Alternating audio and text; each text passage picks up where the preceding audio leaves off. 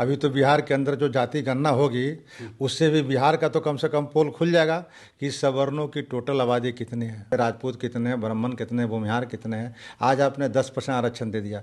10% आरक्षण क्यों दिया? इसके पहले तो सर्वे होना चाहिए था कि कितनी इनकी आबादी है। तो 1931 के बाद कास्ट सेंसस नहीं हुआ। क्यों नहीं हुआ? 91 साल बीत गए। इस पर लोगों को पेट में दर्द हो रहा है। पेट में दर्द किनको हो रहा है भाई? तो वो सवर्ण लोगों को। मुस्लिम में भी 4 जातियां फॉरवर्ड है, वो चाहती है कि गणना नहीं हो। जाति से अलग कुछ भी नहीं है। यहाँ चुनाव लड़ते हैं तो जाति के आधार पर आप वोट मांगते हैं, चुनाव लड़ते हैं तो जाति के आधार पर आप टिकट बांटते हैं, सारे चीज़ें जाति के आधार पर। यहाँ तक कि पूजा पाठ होते हैं तो आज भी मंदिरों में प्रवेश कहीं कहीं दलितों को रोक दिया जाता है। अम्बेडकर के दिए संविधान को आरएसएस नहीं मानती है, वो मानती है भारत की सभ्यता और संस्कृति के मुताबिक जो संविधान मनुस्मृति है उसको आरएसएस मानती है। 2024 का चुनाव अगर नरेंद्र मोदी जी के नेतृत्व में बीजेपी जीतती है तो सबसे पहला काम 2025 में ही होगा कि भारत के संविधान जो था, अम्बेडकर के बनाए हुए संविधान, बाबा साहेब का बनाया हुआ संविधान, उस पर हमला करेगा, हिंदू राष्ट्र घोषित होगा। बाबा साहेब अम्बेडकर ऐसा व्यक्ति रोज थोड़े पैदा लेता है। कोलंबिया यूनिवर्सिटी में उनकी तस्वीर लगी हुई है और उनके तस्वीर के नीचे लिखी हुई है कि बाबा साहेब ऐसा व्यक्ति 300 वर्षों में भी इस यूनिवर्सिटी से नहीं पढ़ा। उतना जीनियस आदमी। बिहार में जो जाति आधारित गणना हो रही है उसको लेके विरोध शुरू हो गया है। दूसरा चरण भी शुरू होने वाला है 15 तारीख से। पटना हाई कोर्ट में इसके खिलाफ पीआईएल दाखिल किया गया है जातीय जनगणना के खिलाफ। तो हमारे साथ रामबली सिंह चंद्रवंशी जी हैं, एमएलसी हैं आरजेडी से। सर, विरोध होना शुरू हो गया जातीय जनगणना का, क्या कहेंगे? पटना हाई कोर्ट में मामला चल गया पीआईएल, पहले सुप्रीम कोर्ट में भी गया था, अभी पटना हाई कोर्ट में गया। देखिए, विरोध होना तो लाजमी है। जो यथास्थितिवादी ताकतें हैं समाज में, वो लोग तो विरोध करेंगे। उनको ये भय है कि हमारा पोल खुल जाएगा। अब 1931 के बाद कास्ट सेंसस नहीं हुआ। क्यों नहीं हुआ? 91 साल बीत गए। 91 साल में अंग्रेज को ये भय नहीं था, तो अंग्रेज ने जाति जनगणना कराया। लेकिन अंग्रेज के चले जाने के बाद 1931 के बाद 41 में होता। 41 में इसलिए नहीं हुआ कि उस समय सेकेंड वर्ल्ड वार छिड़ गया था, शुरू हुआ था लेकिन जनगणना नहीं हुआ। और 41 के बाद 51 में होने की जो संभावना थी, वो देश आज़ाद हो गया। तो आज़ादी के बाद से आज तक जाति जनगणना नहीं हुई। मतलब कि पता नहीं चल पाया लोगों को कि किसकी आबादी कितनी है और क्या स्थिति है। आज अगर बिहार सरकार ने जाति गणना कराने की जो अभियान चलाया और उसमें 2 चरण आगे बढ़ भी गया है और कुछ महीनों में ये लगता है कि अंजाम तक पहुंच भी जाएगा, तो इस पर लोगों को पेट में दर्द हो रहा है।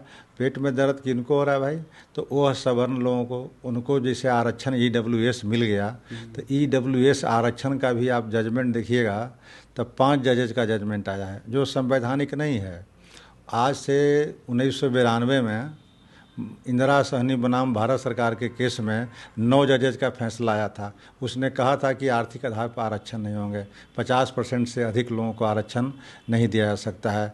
और उसके बाद एक और बात कही गई थी, 3 इम्पोर्टेंट बिंदु था उसका इंदिरा सहनी बनाम भारत सरकार में, यानी मंडल कमीशन पर 9 जजेज का फैसला में, ताकि जो आरक्षित वर्ग के लोग अगर मेधा के आधार पर चयनित होते हैं उनकी गणना सामान्य श्रेणी में की जाए। इन तीनों बिंदुओं पर आज तक वह स्टैंड रहना चाहिए था, क्योंकि 9 जजेज का फैसला जो था सुप्रीम कोर्ट का, उसको पलटने के लिए 11 जज होता, लेकिन 11 जज के बजाय आज है 5 जज का फैसला, वो भी 3:2। 3 जजों ने कहा कि होना चाहिए आर्थिक आधार पर आरक्षण और 2 जज वहाँ कहा कि आर्थिक आधार पर आरक्षण नहीं होना चाहिए। अब ये 3:2 का डिवीज़न बेंच की फैसला लागू हो गई और बिहार के इतने बड़े बड़े नेता उस पर कुछ नहीं बोले। ये तो बड़ा धर्म संकट है। इसलिए जाति जनगणना जो है बिल्कुल मैं स्वागत करता हूं और ये अच्छा कदम है, ताकि दूध का दूध और पानी का पानी हो सके। अब मुस्लिम में भी फॉरवर्ड है और हिंदू में भी फॉरवर्ड है।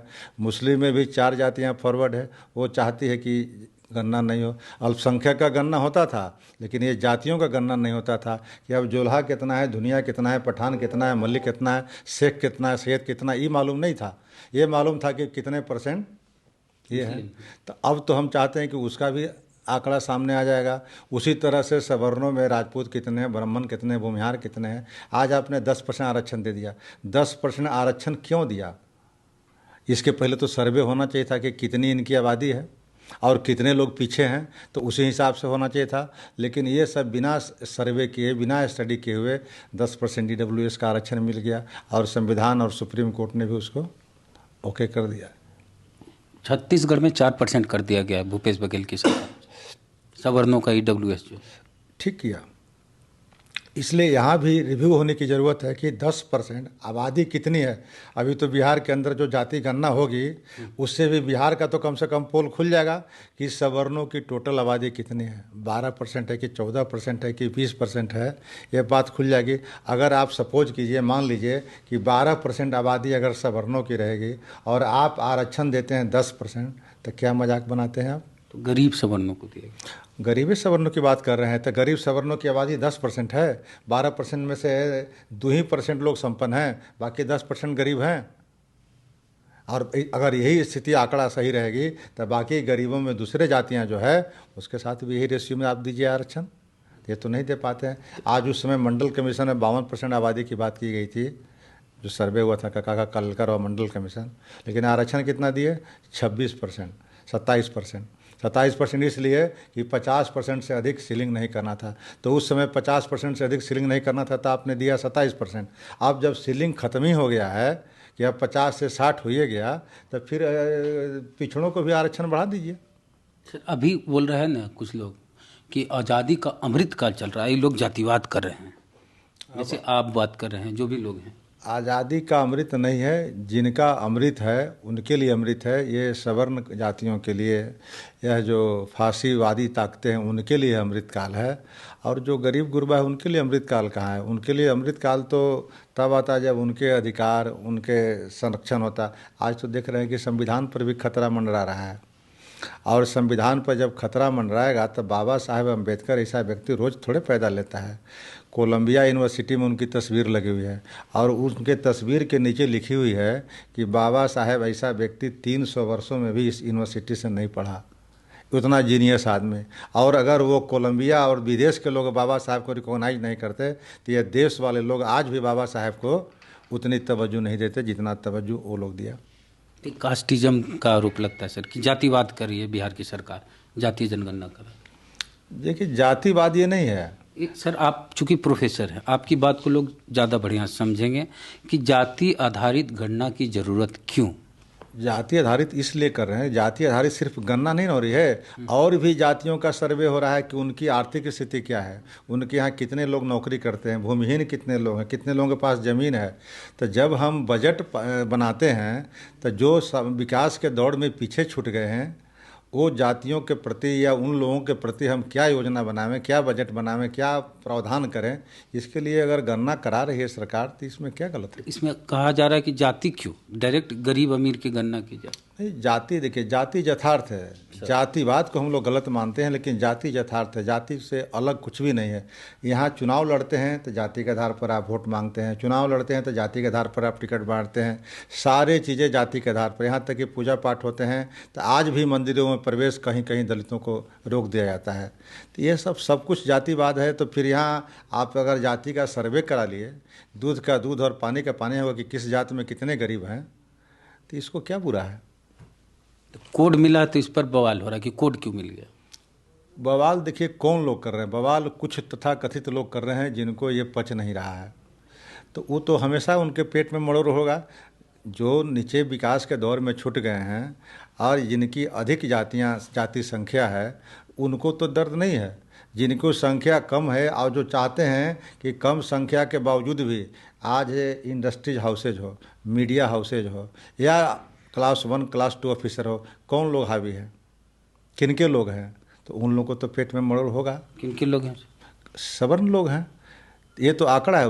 एक ज़माने में रामविलास पासवान जी का भाषण हुआ करता था तो वो सारे आंकड़े को दिखाते थे मंडल कमीशन का दौर के समय, उसके भी पहले के समय में। आज वो चीज़ें बदल गई है, तो चीज़ें बदल गई है, लेकिन वो चीज़ें पुनः लागू करने की जरूरत। अच्छा, एक चीज़ बोले सर कि संविधान खतरे में है, आप बोले, कैसे आपको लग रहा है? संविधान खतरे में इसलिए बता रहा हूँ मैं कि आरएसएस जब बनी थी 1925 में, तो उस समय आरएसएस ने हिंदू राष्ट्र की कल्पना किया था और वह आज तक उसका ड्रीम प्रोजेक्ट है वो। और आज आरएसएस को बने हुए लगभग 100 वर्ष पूरे होने जा रहे हैं। 2024 का वह अंतिम चुनाव है। तो जब आरएसएस का वह अंतिम ये है स्वर्णिम काल है, तो आरएसएस अपने सपनों को साकार करने के लिए क्यों नहीं शताब्दी वर्ष पर चाहेगी। और इसीलिए 2024 का चुनाव अगर नरेंद्र मोदी जी के नेतृत्व में बीजेपी जीतती है, तो सबसे पहला काम 2025 में ही होगा कि भारत के संविधान जो था, अम्बेडकर के बनाए हुए संविधान, बाबा साहेब का बनाया हुआ संविधान, उस पर हमला करेगा, हिंदू राष्ट्र घोषित होगा। और उसका जो है तैयारी दिखता है। अभी देख रहे होंगे कि बिहार में 2 जगह दंगे हुए। दंगे कैसे हुए? आज धीरे धीरे लोगों की पोल खुल रही है कि दंगे में कौन लोग आए हुए थे। बाहर के लोग आए हुए थे, बजरंग दल के लोग आए हुए थे। मंदिर में किस मस्जिद में क्यों जा रहे थे? वो जो ये था क्या कहते हैं उसको, जो कब्रिस्तान होता है, उसमें लोग चढ़ करके जा रहे थे। औरतें मना कर रही थी फिर भी जा रहे थे। तो जिस तरह के प्रोवोक कर रहे थे उसमें तो इस तरह के नहीं होना राइट, वही आश्चर्य का विषय है। अगर राइट हो रहा है तो ये आश्चर्य का विषय नहीं है। आप किसी को लड़ने के लिए बाध्य कर रहे हैं, प्रोवोक कर रहे हैं कि आप हमको आओ पीटो, और वो अगर आपको नहीं पीट रहा है तो यही आश्चर्य का विषय है। आरएसएस के बारे में बहुत पहले से लोगों को पता है कि जिस समय भारत की संविधान बनी और बाबा साहब के नेतृत्व में संविधान को 26 नवंबर 1950 का दिन बड़ा ऐतिहासिक दिन था कि भारत ने उसको अंगीकार किया था, बाबा साहब के लिखित संविधान को।